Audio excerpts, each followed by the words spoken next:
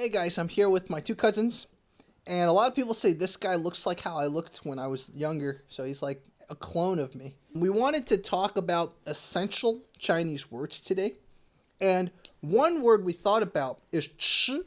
吃 means eat, but if you combine the word 吃 with other things, you can create a lot of great other expressions. That's the beauty of Chinese. Chinese is a building language. It's not like, for example, English, where what does kernel mean? Like, how does kernel have to do with piece of corn? In Chinese, the words usually are related to each other, and the words that the words are built on can be derived. So let's just go into it. It was a little confusing. For example, 吃, a very common expression that uses 吃 is 吃亏.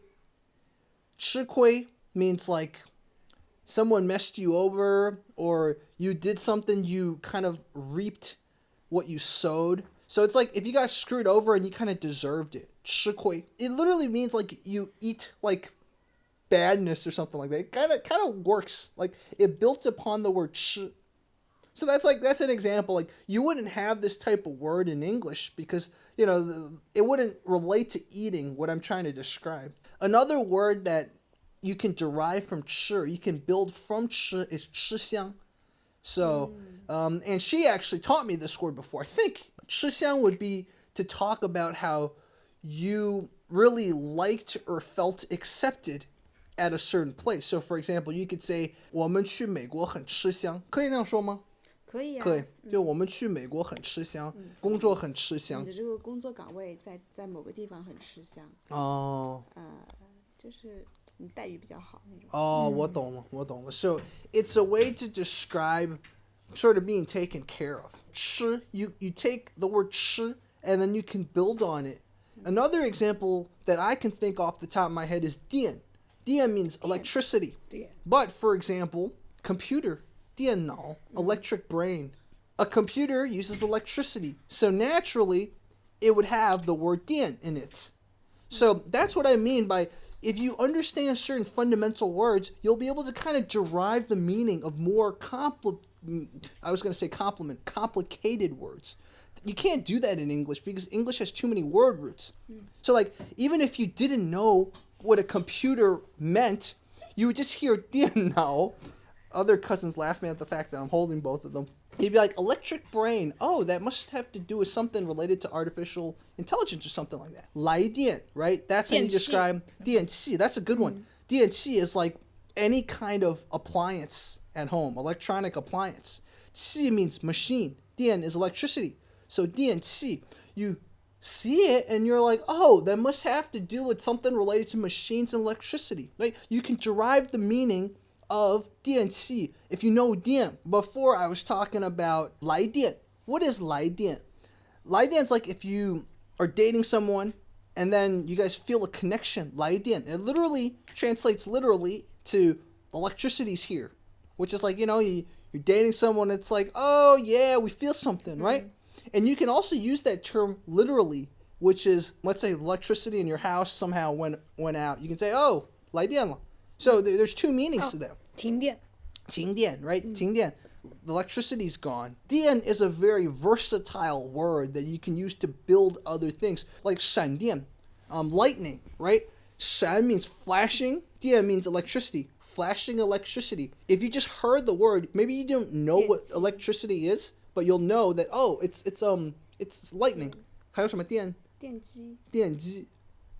就是那种电机跟引擎差不多那种。电机。充电器. 充电器 means a charger.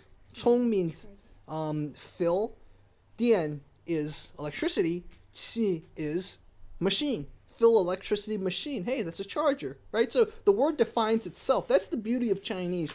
A lot of words define themselves if you know the fundamental building blocks. English can't do that. For example, a word like despicable. How does dis and pickable define itself? You can't. We went over 吃, we went over 电. Let's think of a third example. 开车的开. Yeah. Another good word, in fact, that is even more broadly applicable, thanks to my cousin here, is 开, which means open, but you can add that to a lot of other words to just create a lot of different expressions. For example, 开车, he mentioned. 开, 开关 for example, 开车, if you translate it literally, means open the car, but that's not what it means. It means to drive. 开车, 开关, 开, open, 关, close. Open, close. What is that? Oh, that's a switch, right? That's what you do with a switch. It defines itself. Like, if she went to America and didn't speak English, and she saw the word switch, she wouldn't know what it means. But a little kid who heard the word 开关would be like, oh, open, close. Oh, maybe it has to do with the switch. That's the beauty of the Chinese language. So, 开关, 开车, and you can go even more complicated than that. A word that I thought about, which is never used, is 开天辟地. But that's like an ancient word. What does that mean? Like to like be a frontiersman, to kind of create something. I don't know. 开天辟地其实开辟开门见山。开辟就是拓荒嘛，那种开辟某个地方，就是那种没有开发过的东西。Oh, 开辟. So it's like to develop some area. 开辟，打开, open. But it doesn't have to be used literally, like open up a can, 打开, or open up a door, 打开门. You can use it figuratively too, like 打开了一个新的世界 or something. Yeah, I opened a new world, or 打开了一种新的理论 or something like that. Random stuff like that. 打开 is a very versatile, and again, it uses the word 开. This is what I mean by learning Chinese intelligently. You have to think about words that have high use in the language, because there are words that are used more than other words, and you learn those first, and then you learn the nuances and the pairs and the kind of the combinations, and then you'll learn Chinese much quicker. So I hope this helped. This was Lila, and we will have to give him a name. Maybe give him a name like Jermaine or something, but that's not his name. Okay, thank you guys.